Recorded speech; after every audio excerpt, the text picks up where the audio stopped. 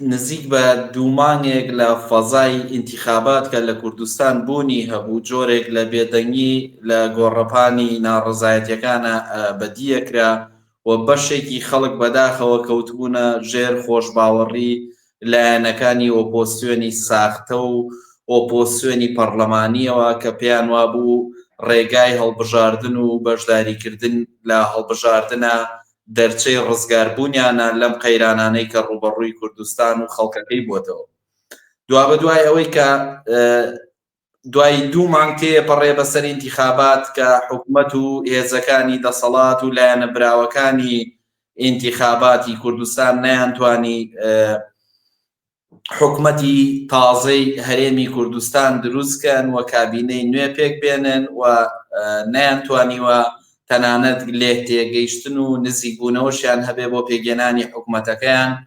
دوابە دوای ئەوەی کە نزیک بە 3 مانگ ئەبێتەوە کە تقریباً 80 ڕۆژ بەسەر نەدانی موچەی وەزارەتەکان و کارمەندان و فەرمانبەران و کرێکارانی حکوومەتی هەرێمی کوردستاندا تێپەڕێ، شایەتی زنجیرەیە ناڕەزایەتین لەوانە ئەمڕۆ 11مین ڕۆژە مامۆسایانی سنووری ناوچەی سەوز بایکۆتی کۆڵەکانی خوێندنیان کردووە و خوێندن ڕاگیراوە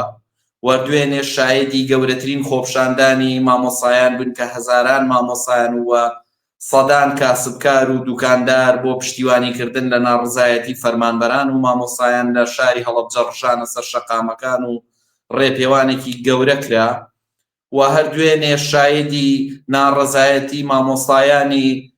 خوێندنی بەشی کوردی بووین لە کەرکووک کە موچەکانیان سەر بە هەرێمە و داوای گواستنەوەی موچەکان و ڕاژەکانیانەکەن بۆ سەر حکوومەتی فیدراڵ بەهۆی دواکەوتنی موچەکان و هەر ناڕزایەتی خانەنشینانیش کە چەندین مانگە موچەیان پێ نەدراوە و دوێنێ لە دوای ئەوەی کە لە دوای 78 ڕۆژ کە موچەی بەسەر تێپەڕبوونی کاتی موچەدا موچەی مانگی دا لە مانگی 12 ئەم ساڵە ئەیرێ پێیان شایدی ناڕزایەتی خانەنشینان بوون کە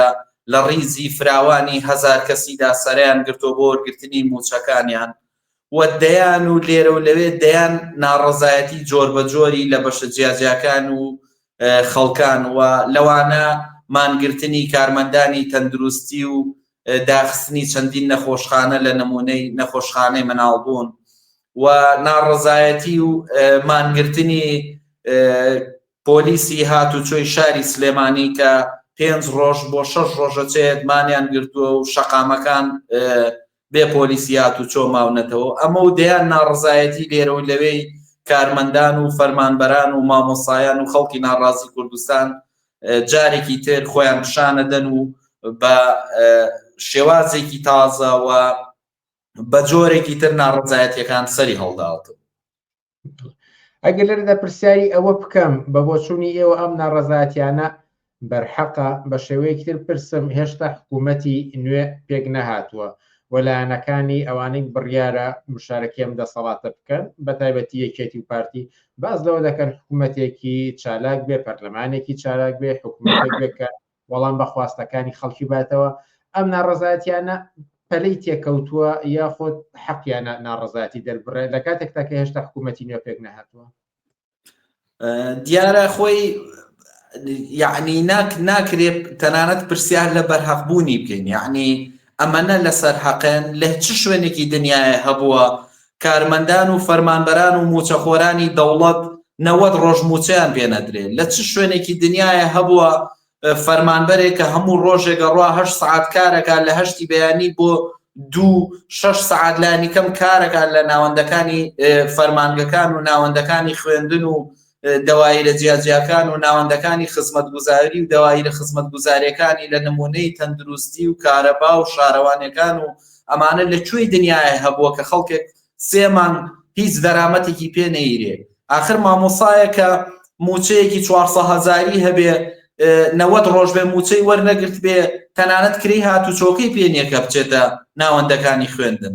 بەو شێوازە لە جیرفان بەتاڵی بەو شێوازە لە مەسەلەیەکی دەرونی کە بۆیان دروست بووە و فشارێک لەسەر خێزانەکانیان کە هەیە و نەبوونی دەرامەتێکە بۆ نمونە زۆرینەی فەرمانبەران و موچەخۆرانی حکوومەت لە کوردستانە خەڵکانی کرێنشینن نەبوونی سەرچاوی داهات ئیشکالی بۆ دروستکردنەوە ڕوبەڕووی دەیان کێشە بوونەتەوە یعنی بەڕێوەبردننی خانەوادە و خێزان و مناڵەکانیان ئەمانە هەمویان پێویستیان بە پارەیە هاتوچۆی بۆ ناوەندی دەوام و خزمەتکردن و خوێندنگاکە و فەرمانگەکەی پێویستی بە کرێی هاتوچۆیە یعنی ناکرێت بەرحەقیەکەی تا ئەو بەڕێتی بە بڕوای من ئێشتا پێم وابوو نەئەبوایە ئەو دوومانگەش کە بە جۆرێ لە جۆرەکان کەوتنە ژێر فریوی لایەنەکانی بەشدار لە هەڵبژاردنە فریویان خەواردووە بەشێک لە خەڵک بە جۆرێک لە جۆرەکان چون بەشداری انتخاباتیان کرد ئەبوایە هەر درێژیان بەم ناڕزایەتی و خۆپشاندان و مانگرتن و شێوازەکانی جیاجای خەباتی خۆیان بدایە بۆیە بە بڕوای من تا ئەو پەڕی بەرحەقە ئەم هاتنە مەیدانە بەڵام لە چەند ڕۆژی ڕابردووە موچەی مانگی 10 ئۆکتۆبەر دراوە قسە لەسەرەوە کرێکە هینی مانگی 11 لە ئایندەیەکی نزیکدا بدرێ پێتان وایە لەگەڵ دابەشکردنی ئەم موچەیانێ ماگانە کە لە نۆرەدایە ئیتر ناڕزایەتەکانیش هێور ببنەوە بە بڕوای من ئەم جارە بە تایبەتی مامۆسایانی ناڕازی کە بەشێکی ئێجگار زۆرن لە فەرمانبەرانی حکومەتی هێرێم و چۆنەڵەی نقطە قووەتی ناڕزایەتەکانی کوردستان مامۆسایانن کە دەوری پێشڕەویان بینیوە لە ناو فەرمانبەران و کارمەندانی دەوڵەتیە بۆ ناڕزایەتی دەربڕین بڕیاری کۆتایی خۆیان لە بەیاننامەیەکە بەیان کردووە کە هەر سێ موچەی ئەم ساڵیان پێ نەدرێت واز لە بایکۆتکردن و خۆپشاندان و ناڕزایەتی و چالاکیەکانیان نایەنن پێم وایە کە تەنها بە وەرگرتنی موچەی مانگیدا کۆتایی بەم ناڕزایەتیانە نایە ئەم ناڕزایەتیانە تەنها لە وەرگرتنی موچەکانیانە کورد ناکرێتەوە و دەیان ئیشکال و کێشەی تر هەیە لە مەسەلەی نەبوونی خزمەتگوزاریەکان و کەمبوونەوەی پێدانی سعاتی کارەبای نیشتیمانی و دەیان گرفتی تر هاوڵاتیان ڕوبەڕۆن تەنها نەدانی موچەکان نییە بۆیە ناکرێ مامۆسایان بە وەرگرتنی تەنها موچەیەک بڕۆنەوە ناوەندەکانی خوێندن و یان کۆتایی بە ناڕزایەتی و خۆپشاندان و گرتبوونەوەکانیان بێنن بە بڕوای ئێمە تەنها ڕێگەی مامۆستایان درێژە پێدانە بە ناڕزایەتیەکانیان و خۆڕێکخراوکردنیانە لە دەوری ڕێکخراوەی سربەخۆی خۆیان لە دەرەوەی یەکێتی مامۆسایان و سەندیکا دەوڵەتیەکانی مامۆسایان و فەرمانبەران و ئەندازیاران و تەندروستکاران سەندیکای زەردی لایەنەکانی دەسەڵات و شەریکایەتی بینی حزبەکانی دەسەڵاتدارێتیە لە کوردستان بۆیە کاتیەوە هاتووە کە فەرمانبەرانی تەندروستی و مامۆستایان و خەڵکانی ناڕازی و هەموو کارمەندانی دەوڵەتی لە ناوەندە جیاجیاکان و وەزارەتە جیاجیاکانە دەستە و ڕێکخراوە سربەخۆکانی خۆیان پێک بێنن بۆ درێژەدان بە ناڕزایەتیەکانیان هەتا وەرگرتنی نەک تەنها سێ موچەیان بەرزکردنەوەی ساڵانەی خزمەتیان و بەرزکردنەوەی موچەکانیان و دەیان مستحقاتی ترکە پێشتر بووە و چەند ساڵێکە بە بیانی قەیرانی دارایی و کێشەی ئابووری حکوومەتەوانێ لیان گیراوەتەوە یەکێ لەوانە پلە بەرزکردنەوەی فەرمانبەران و مامۆسایانە کە دەیان ساڵە ڕاگیراوە کە حەق و مافی مامۆسایان و فەرمانبەران و کارمەندان لەمەیان زۆر خوراوە یعنی تەنها بە نەدانی ئەم سێ موچەیە قەتیز نامێنێتەوە دەیان گرفت و کێشەی تر ڕوبەڕووی کارمەندان و فەرمانبەران و تەنانەت خەڵکی کوردستان بەگشتی بۆتەوە ئەم حکوومەتەی کە قەرارە پێکی بێنن کە دڵنیام وا بە ئاسانی ناتوانن پێکی بێن و زیاتریشی پێ ئەچێ ناتوانێ وەڵام دەرەوە بێ بە خواستەکانی خەڵکی کوردستان و فەرمانبەران و موچەخۆران پێت وایە لە ئاستی کۆمەڵگادا چەندێک پشتیوانی لەم ناڕزایەتیانە دەکرێت یان بە شێوەیەکی پرسم ئەگەر مامۆستایان بایکۆت بکەن و خوێندکاران نەچنەوە قوتابیان نەچنەوە بۆ قوتابخانەکان چەندێک دایک و باوکی قوتابیان لە ناڕزایەتی و بایکۆتی مامۆستایان تێدەگەن وەکو پشتیوانێکیان خۆشبەختانە لە سەرەتای ئەم ناڕزایەتیانە کە لە چەند ڕۆژی ڕابردووە دەستی پێکردوێتەوە دوێنێ نمونونەکەی لە هەڵەبجە پیشاندرا دەستخۆشی لە خەڵکی کاسبکار و دوکاندارە و دوکاندار و کرێکاران و خەڵکانێکەکەین کە موچەخۆری دەوڵەت نین بەڵام بە شێوازێکی زۆر مەدەنیانە و دڵسۆزانە دوکان و بازاڕەکانیان داخست هاتنە ناو خۆپشاندانی مامۆستایان و فەرمانبەرانەوانێ پشتیوانیان کردن ئەم نمونەی هەڵەبجە ئەکرێ وەک نمونەیەکی جوان چاوی لێ بکرێت و بگوازرێتەوە بۆ شار و شارۆچکەکانی تر، خەڵکانی کاسبکار، دوکانداران، کاسبکارانی ناو بازار، خەڵکانێک کە موچەخۆری دەوڵەتیش نین و دایک و باوکی خوێندکاران و ئەو کەسانەی کە کاروباریان بە هەر فەرمانگەیەکە بێ پشتیوانی لە کارمەندان و مامۆسایان و فەرمانبەران بکەن، چونکە ئەم خواستە کە وەرگرتنی موچەی فەرمانبەران و مامۆسایانە تەنها سوودمەندانی وەرگرتنی ئەم حەقا مامۆسایان و فەرمانبەران نین، جوڵاندنی بازار و کەسابەتکردنەوە و ئاڵوگۆڕکردنی ئەم پارەیە لە ناو بازار و کار و کەسابەتە بژێوی و ژیان یێوانی ژەباتە ئاستێکی تر، بۆیە قابیل ئەوەیە کە لەلایەن هەموو لایەکەوە پشتیوانیان لێ بکرێت. لێرەدا پرسیاری بینەر پرسیارە گشتی و گرنگەکە بێنمە سەر شاشە و ئاراستەی ئێوەی بکەم، دەڵێت کە خەڵکی چی بکات بۆ ڕزگاربوونی لەم دۆخە؟ ئەگەر چی وەڵامی ئەم پرسیارە ڕەنگە زۆر هەڵگڵێ، بەڵام لە پەیوەند بەم جەماوەرە ناڕازیەوە کە سەر لە نوێ پاش ئەنجامدانی هەڵبژاردنەکان بە شێوەی جۆرا و جۆر ناڕازاتی دەدەبڕن و ئاماژەتان پێدەن، ڕێگەی ڕزگاربوونیان چییە لەم دۆخە؟ وەگوتم یعنی جۆرێک لە بەش بەداخەوە بەشێک لە خەڵکی کوردستان فریویان خواردووە بە ڕێژەیەک کە بەداخەوە ڕێژەیەکی زۆر بوو، بەشداری هەڵبژاردنیان کردو و فریوی لایەنەکانی دەسەڵات و ئۆپۆزسیۆنی پەرلەمانی کەوتن، فریو جۆرێک لە جۆرەکان فریویانان و ئێستا خەڵکێکی زۆر لەو کەسانی کە بەشدار بوون ئێستا جارێکی تر ناڕازین و گەیشتونەتە ئەو بڕوایی کە ئەو ڕێگای ئەوان هەڵیان بژار ڕێگا دروستەکە نەبووە. ڕێگای دروست بۆ دەربازبوون لە قەیران لە هەرێمی کوردستانە بە بڕوای من وەک وتم هەموو بەشە جیاجیەکانی کۆمەلگا لە فەرمانبەران و کارمەندان و مامۆسایان و خەڵکی ناڕازی و خەڵکی کرێکار و خەڵکی زەحمەتکێش ئەکرێ پێگێنانی ڕێکخراوە سەربەخۆکانی کرێکاران، مامۆسایان، فەرمانبەران، تەندروستکاران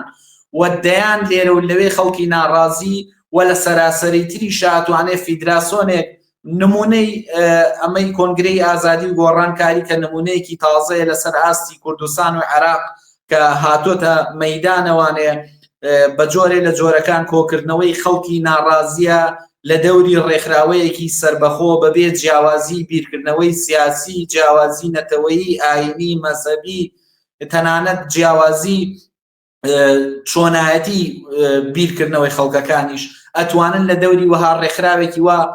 کۆ ببنەوە و بتوانن ڕێگای دەربازبوون لەم نەهامەتی خەڵکی کوردستان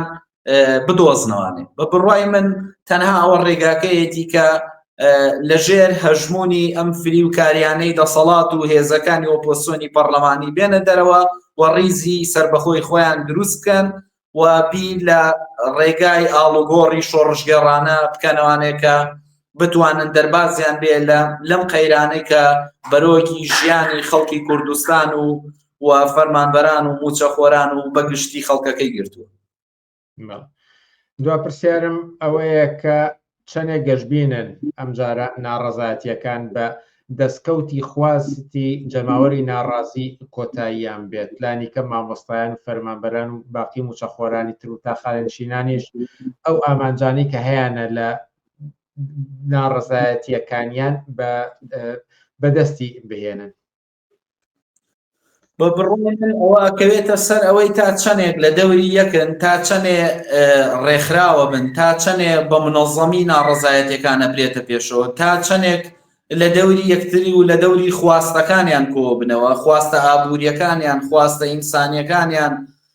داواکاریە متاڵەباتیەکانی خەڵک کە هەیەە لە دەسەڵات و دەوڵەت، چەندێ لە دەوری ئەم خواستانە ئەتوانن کۆ ببنەوە ڕێکخراو بن ئەوە نزیکترە بن لە ڕێگای دەربازبوون لەم ستەم کێشەی کە دەسەڵات و لایەنەکانی دەسەڵات سەپانویانە بەسەر خەڵکی کوردستانە. وەک وتم تەنها ڕێگاش ڕێکخراوبوون و کۆبوونەوەیانە لە دەوری ڕێکخراوەیەکی شۆڕژگێڕی کە بتوانێت ڕێگای ڕزگاریان پیشان بدات و جۆرێک لە جۆرەکان خەڵک خۆی دەور و دەخالەتی بێ لە ئاڵوگۆڕکردن لە سیستەم و دەسەڵات و سەرپەرشتیکردنی حکوومەتێکی ئایندە کە بتوانێت لە خزمەتی خواستەکانی خەڵکی کوردستان بێت. ئەگەر شتێک مابێت لە پەیوەند بە دووبارە دەستپێکردنەوە و سەرهەڵدانەوەی ناڕەزایەتیە جەماوەریەکان لە کوردستان و لە گفتوگۆکەماندا نەهات بێ فەرمون بە کورتی. لە کۆتاییدا من سپاسی ئێوەکەم بۆم دەرفەتە و پێم وایە خەڵکی داوا لە خەڵکی کرێکار و زەحمەتکێش و کاسبکارانەکەم کە پشتیوانی بکەن لە هەر ناڕەزایەتیەکی لەو نمونەی مامۆسایان، کارمەندانی تەندروستی، فەرمانبەران لە هەر شوێنێک و هەر شار و شارۆچکەیەکە ئەوان خۆپشاندان و ئاکسۆن و گردبوونەوە و ئەوانیان نەبێ لەلایەن خەڵکە و پشتیوانی بکرێن و دایک و باوکانی خوێندکارانیش دەور و دەخالەتیان بێ بتوانن بەشدار و پشتیوانی و ناڕەزایەتیانی مامۆسایان بکەن بۆی بتوانن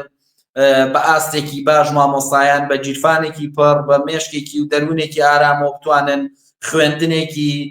وا پێشکەشی نەوەکانیان بکەن کە ئیسفادەی لێ بکەن.